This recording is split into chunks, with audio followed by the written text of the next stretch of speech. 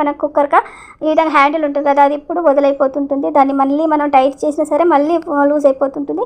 దానికి చీటి మాటికి మనం టైట్ చేయాలంటే ఇబ్బంది పడిపోతుంటాం కదా, అలా ఇబ్బంది పడిపోకుండా ఇలా అయితే చేయండి. దానికి ఉన్న స్క్రూ అయితే తీసేయండి. తీసేసిన తర్వాత ఇక్కడ మనకు ట్యాబ్లెట్స్ని వాడిన తర్వాత ఈ విధంగా పడేస్తుంటాం కదా, అలా పడేయకుండా దానికి ఉన్న సిల్వర్ కవర్ని అయితే ఇలా తీసేయండి ఫ్రెండ్.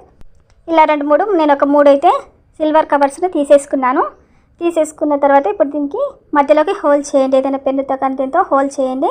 మనం వేస్ట్గా అని చెప్పేసి పడేస్తుంటాం కదా ట్యాబ్లెట్స్ని, వాటిని కూడా పడేయకుండా ఈ విధంగా యూజ్ చేసుకోవచ్చు అనమాట. దీనికి హోల్ చేసి చూడండి, ఇక్కడ మధ్యలో అయితే పెట్టేసి దానికి మళ్ళీ స్క్రూ అనేది టైట్ చేసుకోవాలి ఫ్రెండ్.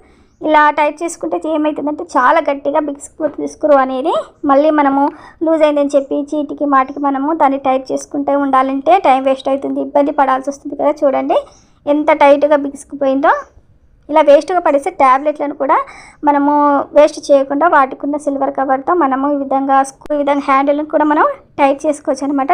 చాలా టైట్గా బిగిసిపోతుందండి.